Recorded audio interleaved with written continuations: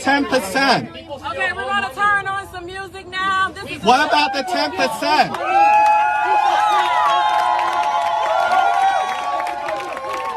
We can't sell. I don't care.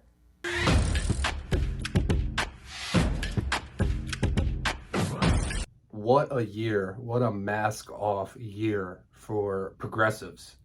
They have totally dropped the ball. They're totally ineffectual, fighting for the things they promised to fight for, if they even do fight. Most of the times they don't even fight. Case in point, this New York Post article, Amazon workers were heartbroken after AOC bails on promise to march with them. Rep. Alexandria Ocasio-Cortez is ghosting her comrades on the front lines of a labor battle against Amazon. You ever been ghosted? It's not a great feeling. It's not a great feeling.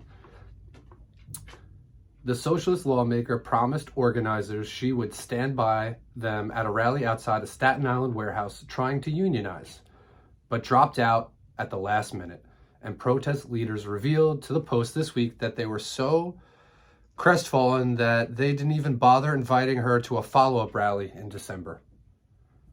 I figured she would follow her word. It was heartbreaking, protest organizer Christian Smalls told the Post. I felt bad for the workers that were excited to see her. It was like a slap in the face, he added. So Christian Smalls is the Amazon worker who went semi-viral. He got fired while trying to organize a union. About 50 people showed up for the unionization rally outside the JFK 8 Amazon Fulfillment Center in Bloomingfield on August 11th.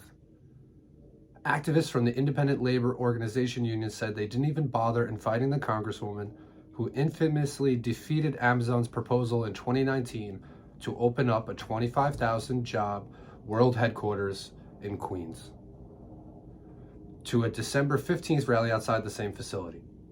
The congresswoman spent this holiday season in sunny Florida with sandals-loving boyfriend Riley Roberts. I don't know if you guys saw that, but AOC was caught at a restaurant without her mask on with her boyfriend, and then she was caught at a crowded bar without a mask off, and then she had this weird Twitter battle with someone tweeting about it. And she said that, the only reason people even care is because they want to have sex with her and they can't, and that's why they're frustrated.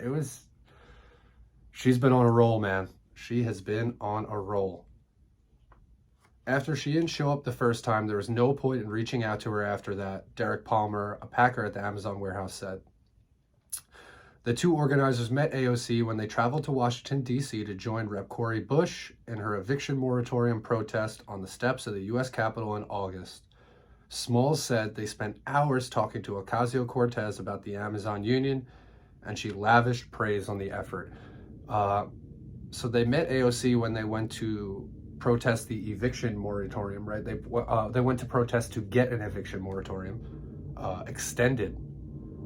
And the squad, as well as AOC, touted this as a great big victory, even though it was only a temporary extension that they fought for. And they also knew it was going to get struck down in the courts, which it did, and there was no follow-up action. So it seems like a very hollow gesture. Yeah, so that's another thing she's been on a roll with this year. I have to find the video, and I want to do a video about this, but at that rally, the eviction moratorium rally, there were people protesting, obviously, alongside the Congresswoman Cortez and Congresswoman Bush. They started asking questions. What about the millions of people who were left out from this specific moratorium because it was only federal properties and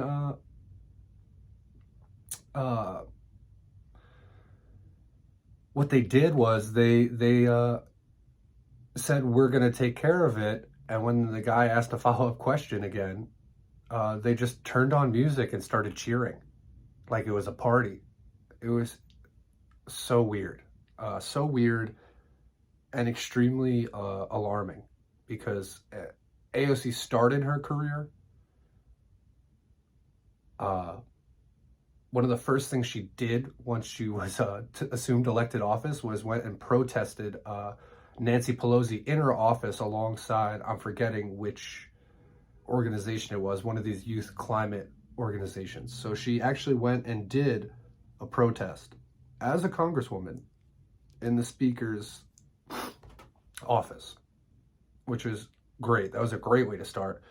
And now we're ending, you know, I shouldn't say ending because she'll probably be around forever, unfortunately. But now in her career, she's at the point where she is ghosting Amazon worker union movements. We're in big trouble. The left is in big trouble. But let's finish up the article. Big announcement. She will be joining us at our first rally in front of JFK 8 Staten Island Amazon next week, August 11th, 4 p.m. Pull up. Smalls said in a tweet after midnight on August 3rd, sharing a selfie with himself and AOC. Over the next few days, Smalls and Palmer said they were in contact with AOC's office, as well as Rep. Mondaire Jones, to discuss logistics. Yet just hours before the planned arrival, both politicians dropped out. Smalls said AOC's office came to him about vague threats the Congresswoman had received and that she was canceling her upcoming planned appearances. The threat appears to have abated in time for her to attend the Met Gala a month later with billionaire heir Benjamin Brofman and wealthy tax-avoiding clothier Aurora James.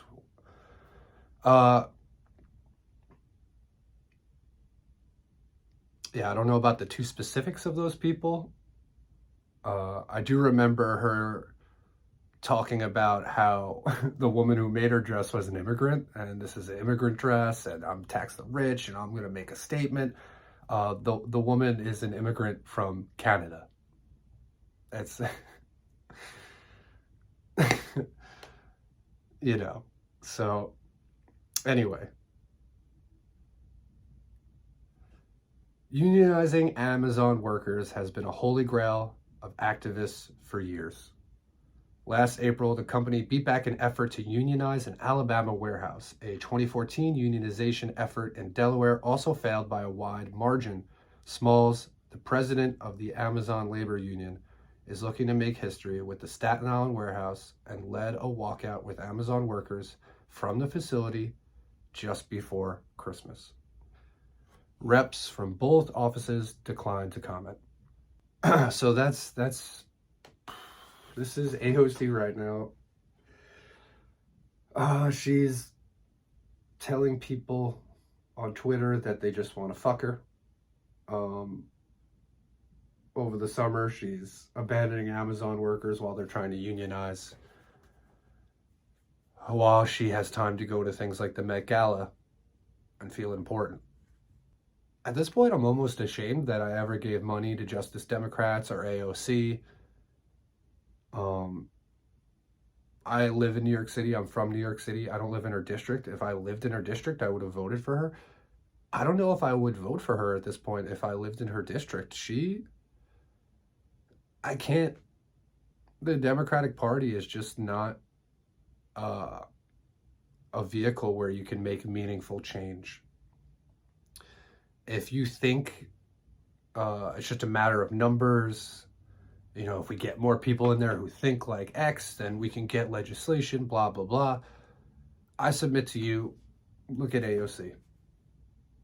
She hasn't changed the Democratic Party one bit, despite what Fox News might tell you about how she secretly runs Joe Biden. If anything, the Democratic Party changed her dramatically. Like, she went from protesting Nancy Pelosi to ghosting Amazon workers trying to do a protest. You know, she doesn't confront Nancy Pelosi. Last time Nancy Pelosi confronted her, she cried. She cried, and then she changed her vote on the House floor. Yeah, AOC, huge disappointment. The Squad, huge disappointment. House Progressives, huge disappointment. Justice Democrats is a failure. That strategy is a failure. That organization is a failure. AOC should be ashamed, but I don't think she will be, because the longer she's around, the more I feel like she's now concerned with preserving and expanding her celebrity, because it gives her a decent lifestyle. you know, she's making over $100K a year now. She has great health care. You know, she's going to have all the book deals and speaking deals that she'll ever want. She came in fiery. She said things like, it doesn't matter if I'm a one-term congressperson, as long as I get things done, blah, blah, blah.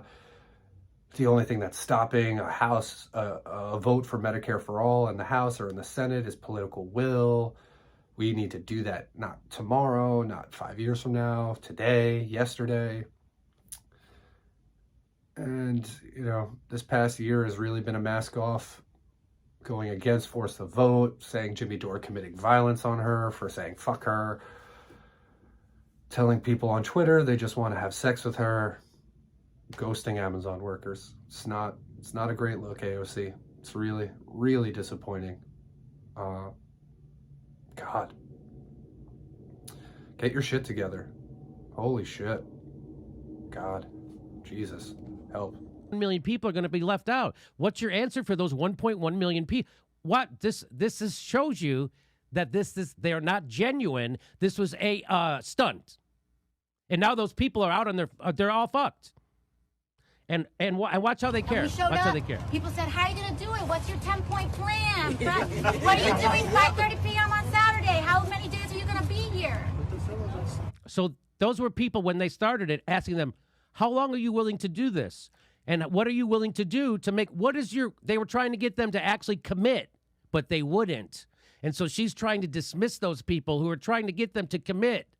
How long are you going to stay here? And what is the reaction? What is the action you want to take place? What is your demand? And how long are you willing to stay here? And who else are you going to call down here to protest? Those are the questions. Those are legit.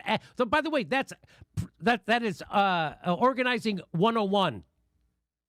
You lay out your agenda, what you're going to do, what your demands are. And they wouldn't do that. And here we go. Yeah, but look at that. But what about? And we said none of that matters. We're going to figure that out. So someone says, what about people's rent forgiveness? And she doesn't have an answer for it. We're going to figure that out. No, you're not. No, you're not. You didn't even figure out the eviction moratorium. You didn't figure it out at all. And it gets worse. But What are you going to do? You asked us what we're going to do. What are you guys going to do? Here's what we're going to do. The CDC just announced an eviction moratorium, and what we're here is for our reasons known and unknown. So our reasons known was to make sure that we extended this moratorium. That's what we're here to. What about the 10%? What about the 10% of people this moratorium doesn't cover? That's 1.1 million people. That's a legitimate question. And if you really cared about people and people being evicted, you would care about them just as much as the other people. But they don't care about them to the point where they stick their fingers in their ears. You think I'm kidding? What about the 10%? Okay, we're going to turn on some music now. What about the 10%?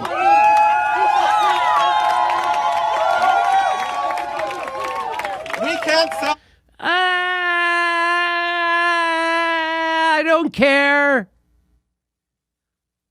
So if you can watch that without your stomach churning and not feel like you're being fucking scammed, good for you. You're a willful dupe. And now there's no eviction moratorium. And where are they? What are they doing? Nothing. What were they doing there? Nothing. This was a fucking setup.